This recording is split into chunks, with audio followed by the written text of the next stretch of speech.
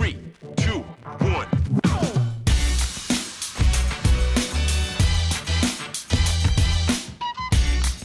Another Spurs disaster class, bro. Savo, what are you telling me, man?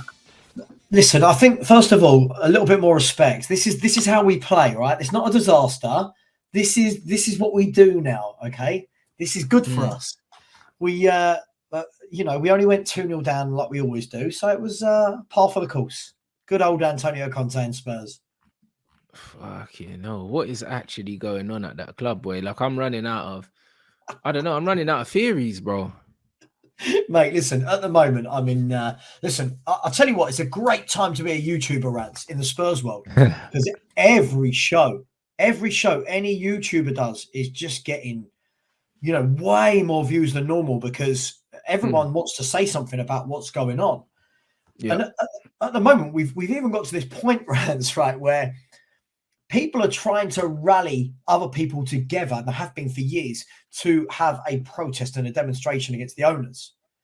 But we've got to the point now where some people even want to push it past that, where they only want you to rally and protest with them if you believe the exact same thing as them.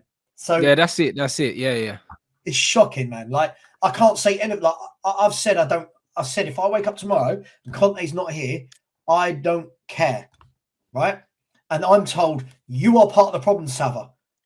Even though I want the owners out, I'm part of the problem because I don't care for this football. That's where we're at as a fan base. It is horrendous, Rants.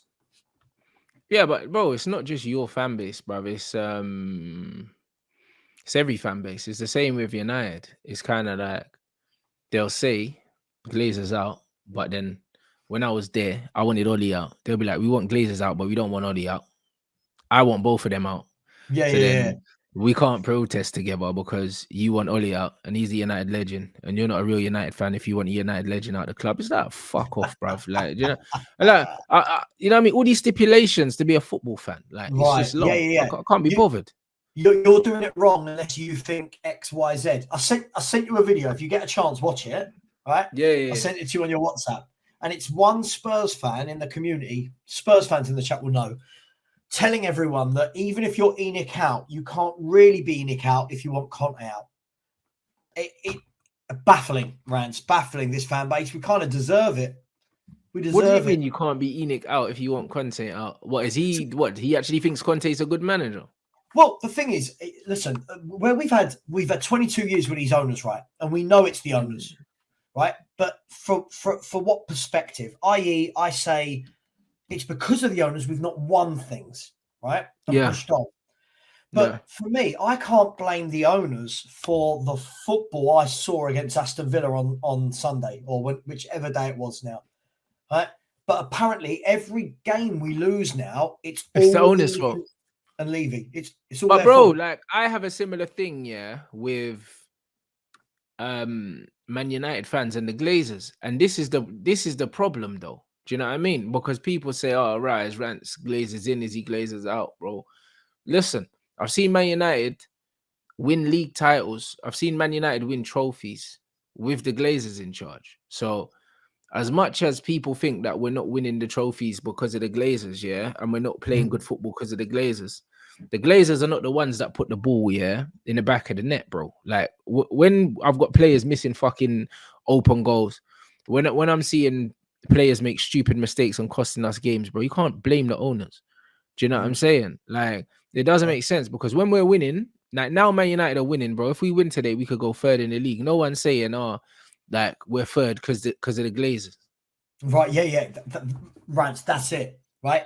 As I said to someone yesterday, if Spurs were to do Milan, I don't think we will, but if Spurs were to beat Milan, home and away and advance in the league, right, it would be Conte masterclass, not praising the owners. But when we lose a game, there's basically, Rants, what it is, there is zero accountability in some fans' minds on Antonio Conte's football. Now, facts. Do I think it's not even just the results, it's the brand of football you're playing is atrocious. Listen, do I think he's been back to the point where we should be challenging? No, of course I don't.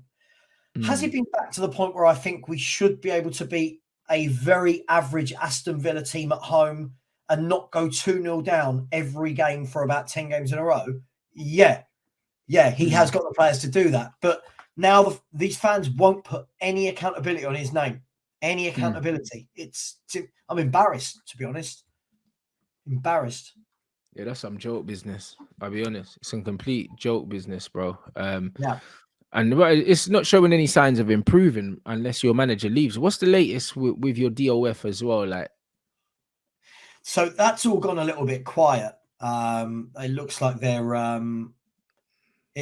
a lot going on behind the scenes. Apparently, they're waiting to be, they're waiting to go to court and all that kind of stuff. right. But more than that, mate, I'm just worried about. I mean, have you seen these press conferences from Conte in the last few days? I don't know what he's talking about half the time.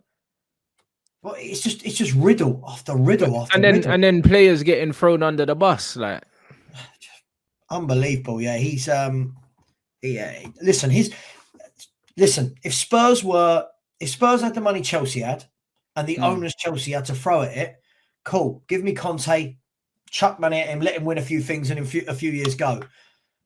But he's not there. He's not at that club. He's at Tottenham Hotspur. We're not winning anything, no matter who the manager is.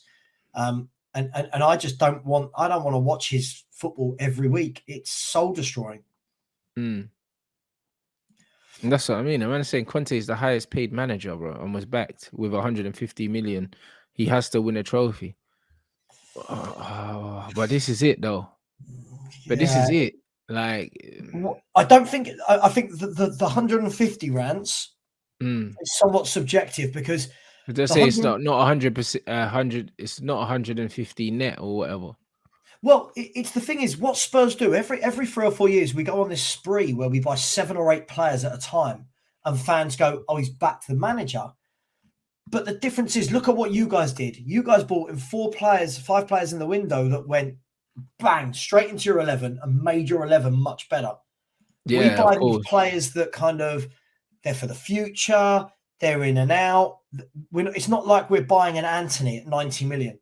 I know, but my thing is, yeah, like Conte knows he's not a project manager, and he knows that Tottenham's recruitment strategy is more long term. So why the fuck did he take the job? I don't feel sorry for him. Do you know what I mean? Because Tottenham haven't changed their transfer strategy. It's kind of always been like that. I called it when he joined, right? And I did a big video on this morning, Rants. I said this.